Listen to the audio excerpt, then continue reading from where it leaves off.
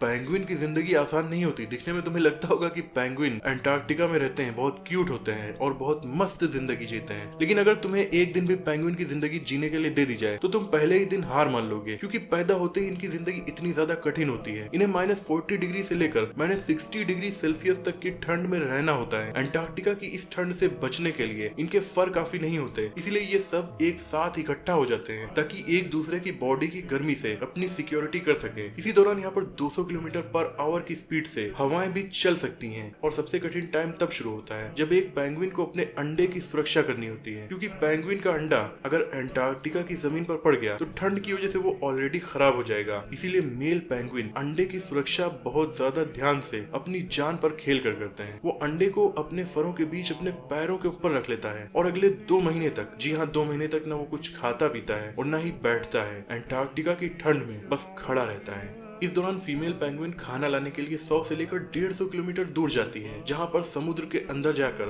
वो स्क्विड्स या मछलियों का शिकार करके उसे अपने पेट में रख कर लाती है। रास्ते में सील्स, दूसरी बर्ड्स या मछलियों का खतरा भी उसके ऊपर बना रहता है। वहीं लगभग 60 से 70 दिन लगातार खड़े रहने की वजह से कभी कभी मेल पेंगुइन्स की मौत भी हो जाती है। लेकिन फाइनली फीमेल पेंगुइन जब खाना लेकर वापस लौटती है और मेल पेंगुइन ठीक हो और अंडे से बच्चा निकल आया हो, तो सबसे बड़ी प्रॉब्लम उसे ये फेस करनी होती है कि हजारों पेंगुइन्स की भीड़ में वो अपने परिवार को पहचाने कैसे, क्योंकि सभी पेंगुइन्स तो एक ही जैसे लगते हैं। लेकिन इनके पास एक खास क्वालिटी होती है, हर पेंगुइन की आवाज की पिच अलग होती है और मेल और फीमेल दोनों एक दूसरे की आवाज को पहचानते हैं। इसीलिए वापस आने के बाद ये खास तरह की आवाज से अपने परिवार को पहचान लेती है। यहाँ आते ही अंडे से निकल चुके चूजे को वो खाना खिलाना शुरू करती है। अब 60-70 दिनों से लगातार खड़े पेंगुइन का भूख की वजह से 50% वजन कम हो चुका है। इसलिए बच्चे की जिम्मेदारी फीमेल को सौंप कर वो तुरंत समुद्र की तरफ भागता है ताकि वो अपने लिए खाना ढूंढ सके, क्योंकि माँ जो खाना लेकर आई है वो सिर्फ बच्चे के लिए है, उसे खाना नहीं देगी। तो वो जाकर अपने लिए खाना ढूंढना शुरू करता है। बच्चे की केयर माँ शुरू करती है। उसके पेट में तकरीबन 3 किलो